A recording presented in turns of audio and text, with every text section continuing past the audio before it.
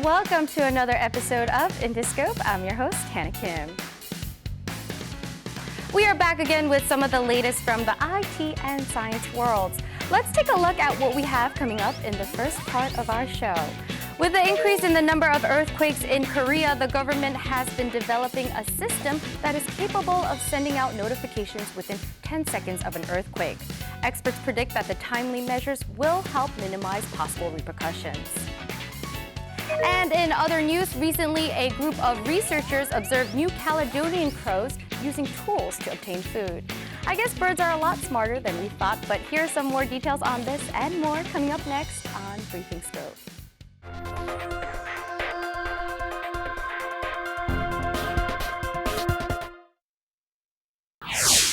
Researchers have found that Hawaiian crows are capable of using tools to find food. They can even cut twigs to a desired length. Now, researchers aim to find out how they share the same capabilities as New Caledonian crows, which live thousands of kilometers away from Hawaii.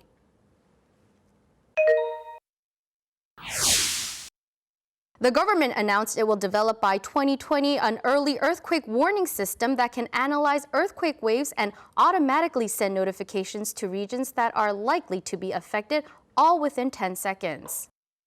Furthermore, the Korean Meteorology Administration will set up additional earthquake monitoring stations to create a comprehensive web of stations.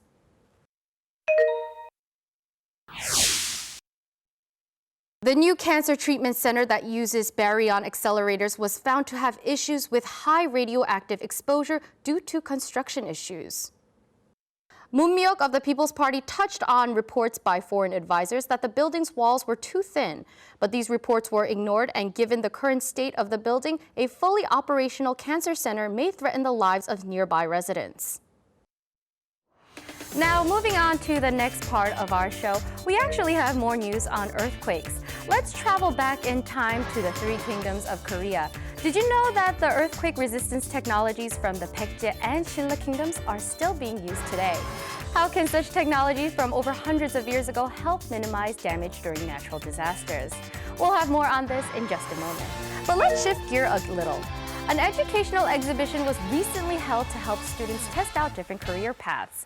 Now, the best part of this event was that it was set up like a festival rather than a lecture. Let's take a closer look at this event in our next video. Here's Industry Inside.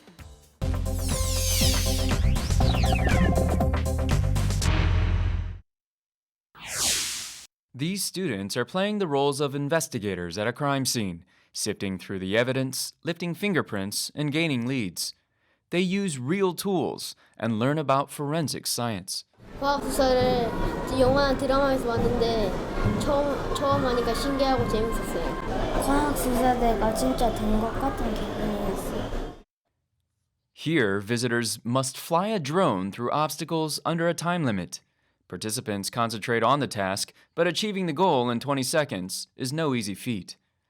This educational exhibition featured the principles of science seen in daily life and safety education, among others.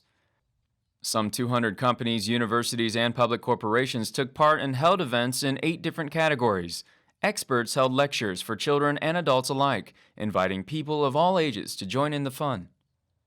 가지고 계신 지식이나 경험이나 지혜 같은 걸 나눌 수 있는 이런 교육기부 활동을 통해서 사회에서 이루어지고 있는 여러 가지 것을 직접 경험할 수 있는 게 굉장히 중요합니다. 그래서 그러한 교육기부 활동을 통해서 우리가 창의 융합 인재가 키워지고요. There is a growing number of exhibitions that give students different hands-on experience and help them nurture their dreams.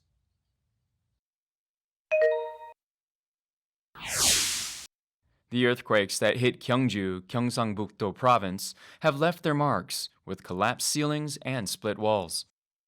However, with the exception of some cracked tiles in the main sanctuary, Bulguksa temple remains mostly untouched, thanks to earthquake-resistant technology developed in the kingdoms of Baekje and Silla.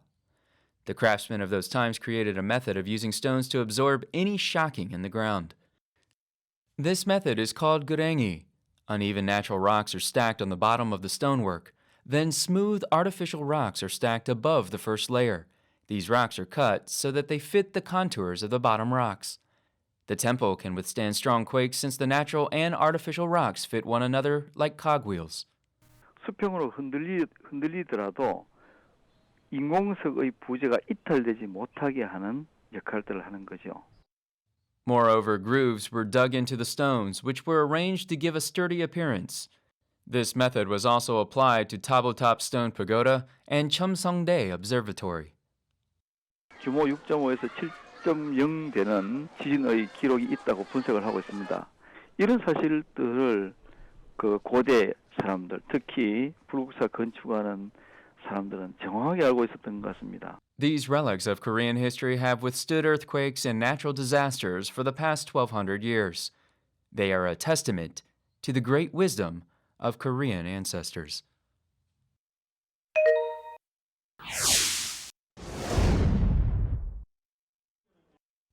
In Japan, young children are taught to go under a table when an earthquake hits. That way, they have a high chance of surviving even when a house collapses, as many Japanese homes are made of wood. However, in Korea, most buildings are made of concrete. Any building at least 6 stories high and built after 1988 were engineered with earthquake-resistant measures. Hence, when an earthquake hits, people must seek shelter in a safe place when indoors and evacuate only after the shaking stops. However, if the building does not have any earthquake resistance, immediate evacuation raises the chances of survival. Seeking shelter in the kitchen is not recommended as the kitchen is filled with tools like knives, and there is the possibility of a gas explosion.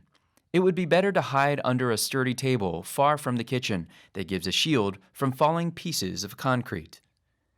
If no such table exists, the bathroom is the best solution.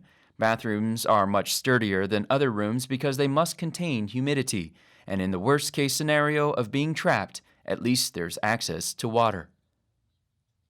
욕실에 들어가 계실 때는 문을 일단 개방을 하시는 것도 중요합니다. 자칫 문이 틀어져가지고 그 작은 공간에 아예 고립이 될 수 있으니까요. Once outside the building, it is best to move toward an open space like a school field.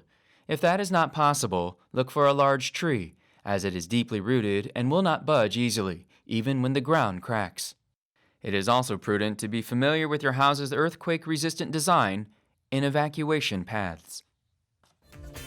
To be completely honest, I don't think I would know what to do if a strong earthquake hit Seoul, but that last story definitely did help me with both the safety and evacuation procedures. Next up, we have a story about 3D printing. I hear that 3D printing can now be used in the medical field. In fact, 3D printed bones are already being used in hospitals, initiating a fierce competition in this industry. We'll have more on this shortly, but before that, we have an update about a method of construction. In most cases, explosives are used to make tunnels, which means that it can get quite noisy. And of course, the vibrations may be uncomfortable, especially if it's near a residential area. Fortunately, Korean researchers have now found a way to reduce these issues at construction sites. Here's some more information on these stories next on Tech a Peek.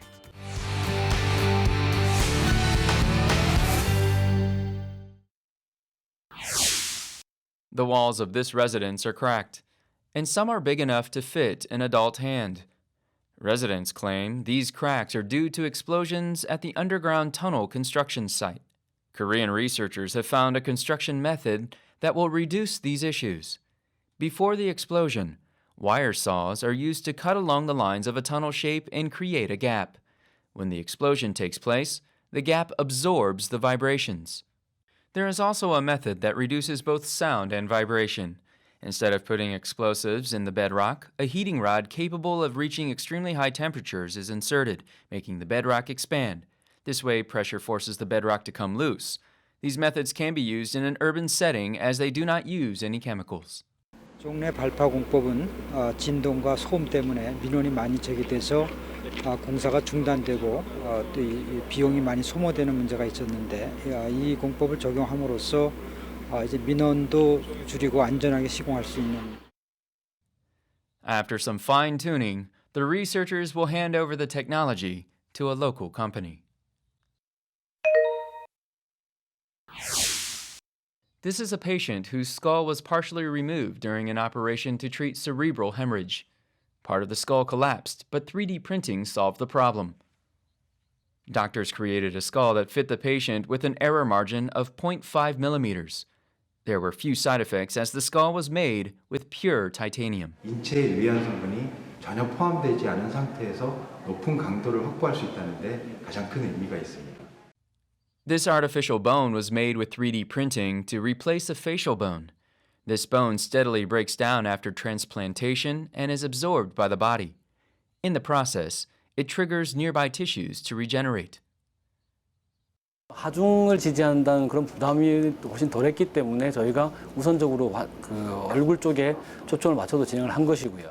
The technology has evolved to a stage where artificial bones can be inserted with cells. These bones then regenerate into actual bones. 활발히 재생이 일어날 수 있는 부분이기 때문에 저희가 먼저 시작을 했습니다. 그리고 나아가서는 그 환자 자신의 어떤 뼈 재생을 돕기 위한 줄기세포들이 같이 프린팅된 그런 제품들로 저희가 개발을 진행을 하고 있습니다.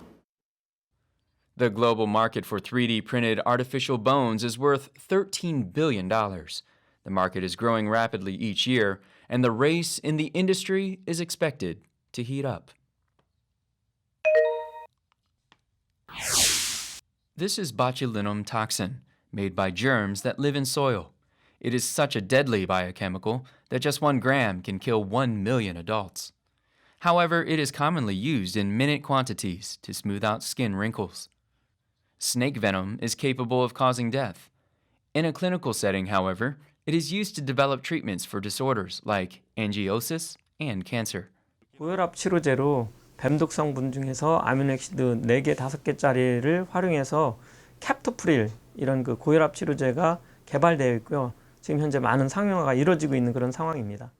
The venom of wasps is also under consideration for clinical uses.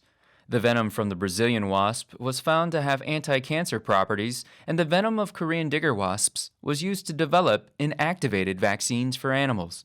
Inactivated vaccines consist of cultures of pathogens that are killed.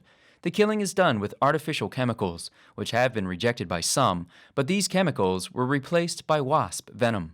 땅벌 독 속의 마스토파람 V1이라는 성분이 살균 효과가 뛰어난 것을 발견하고 이러한 마스토파람 V1의 살균 효과를 이용하여 기존의 화학 살균제로 이용하던 살균 백신 제조법을 대체할 수 있는 새로운 방법을 찾은 것이 핵심입니다.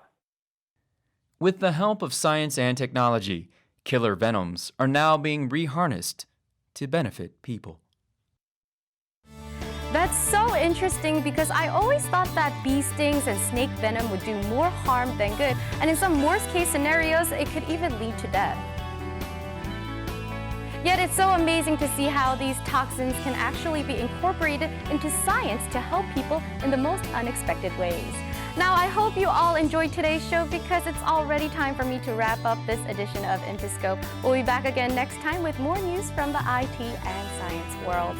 Thank you for joining me today and have a wonderful week. Goodbye.